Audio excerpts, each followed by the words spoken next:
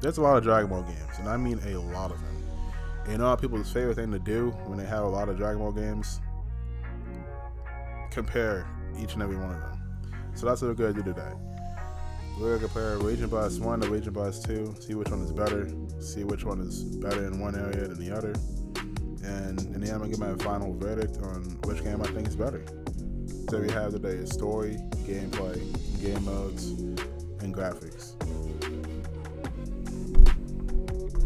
So this category is kind of a layup for Raging Blast 1. It kind of wins by default because Raging Blast 2 doesn't have a story at all. I will say though, I like how Raging Blast 2 does something different with the Galaxy and Battlezone mode.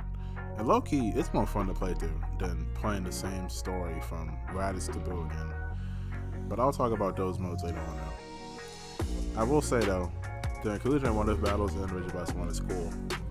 Multiple fights like Future Trunks fighting Kid Trunks, Vegeta fight versus Gogeta, Super Saiyan 3 Vegeta. Like I said before, Raging Blast 1 kind of wins by D-point.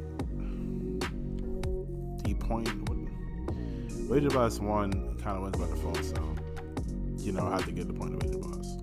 To me, the gameplay between these two games really depends on what you prefer, really, because there's a lot of people that enjoy the cancel combo, so you have to make in Raging Blast 1 compared to how simplified Raging Blast 2's gameplay was compared to the first one.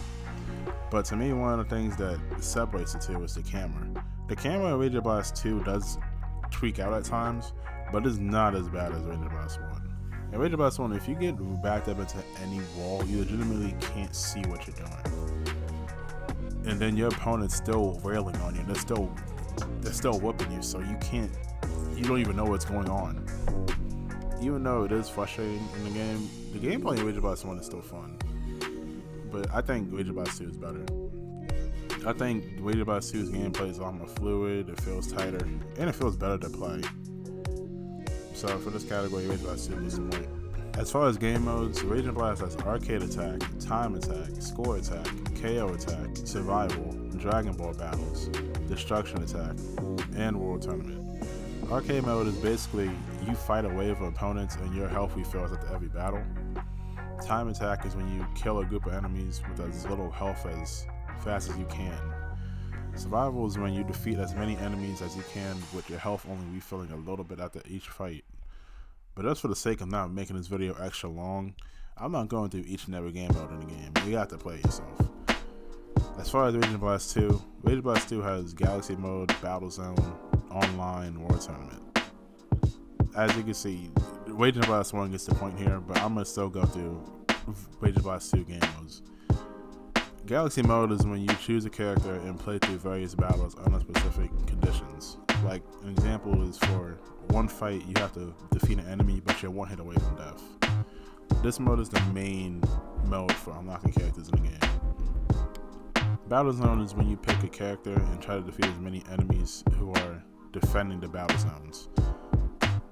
And then Online and World Tournament is Online and World Tournament. You know what it is. As you can see, Raging Blast 1 has a lot more game modes than Raging Blast 2, so I'll give the point to Raging Blast 1 here. Raging Blast 1 might be the best looking Dragon Ball game of all time. Now granted, this all depends on what you're looking for in a Dragon Ball game. Are you looking for realistic models or more realistic models, kind of like Xenoverse, because there are people that say Xenoverse is better looking or whatever, but to me, Raging Blast 1 has the best graphics because it looks exactly like the anime. Like it really is like they took the anime and just made it into a video game. I mean they do that for every Dragon Ball game, but the graphics look exactly like the anime, and that's why I think it's the best looking Dragon Ball game of all time.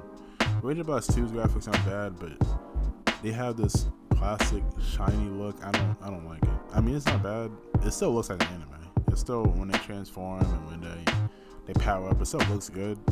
But like I said, Raging Blast 1 is like a little one-to-one to the anime, bro. It's kind of crazy. And I don't know why they never really brought that art style back in any Dragon Ball game since then. But yeah, as you can see, Raging Blast 1 is the point here.